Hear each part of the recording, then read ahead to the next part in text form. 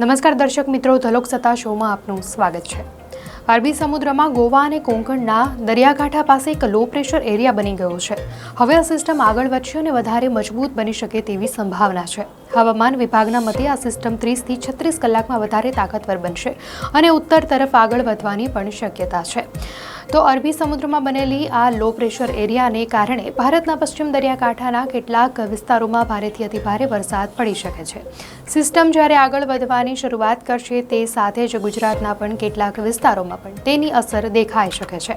હાલની સ્થિતિ અનુસાર આ સિસ્ટમ ખૂબ વધારે મજબૂત બનીને વાવાઝોડું બને તેવી પણ શક્યતા ઓછી છે, કારણ કે તેની એક સાઈડ જમીન પર અને એક સાઈડ દરિયા પર રહે તેવી સંભાવના છે। જોકે હજુ પણ હવામાનના વિવિધ મોડલો એ પૂરતી રીતે દર્શાવી શકતા નથી કે આ સિસ્ટમ કઈ બાજુ જશે, એટલે આ સિસ્ટમ કઈ તરફ જશે એનો કોઈ ટ્રેક નક્કી કરી શકાયો નથી અને હવામાન વિભાગે પણ આ મામલે કોઈ માહિતી નથી આપી।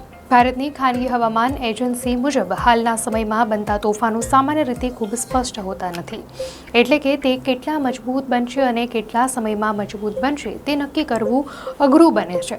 આ પ્રકારના તોફાનો ઘણી વખત કેટલાક સમય સુધી દરિયામાં જ ફર્યા કરે છે અને પછી કોઈ પણ દિશા તરફ જઈ શકે છે। હવામાન વિભાગે આગાહી કરી છે તે પ્રમાણે આ સિસ્ટમની સૌથી વધારે અસર સૌરાષ્ટ્ર અને દક્ષિણ ગુજરાતના વિસ્તારોને થવાની સંભાવનાઓ છે। 22 મેથી આ વિસ્તારોમાં વરસાદનું પ્રમાણ વધી શકે છે। સૌરાષ્ટ્રના વિસ્તારોમાં 22 થી 27 મે સુધીમાં ઘણા વિસ્તારોમાં વરસાદ થઈ શકે છે। આ સિવાય કેટલાક વિસ્તારોમાં ભારે વરસાદ થવાની પણ શક્યતા છે। દક્ષિણ ગુજરાતના વિસ્તારોમાં 22 મે થી 25 મે સુધીમાં કેટલાક વિસ્તારોમાં ભારે વરસાદ થવાની શક્યતા રહેલી છે।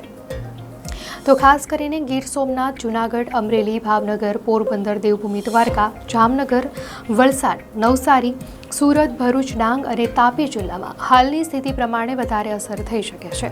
આ જિલ્લાઓમાં કેટલાક સ્થળોને ભારે વરસાદ નોંધાઈ શકે છે। હાલ આ સિસ્ટમ ગુજરાત પર જ સીધી આવશે કે નહીં તે અંગે કોઈ સ્પષ્ટતા થઈ શકી નથી। ગુજરાતના વિવિધ વિસ્તારોમાં 29 મે સુધી છૂટાછવાયો વરસાદ પડવાની શક્યતા દેખાઈ રહી છે।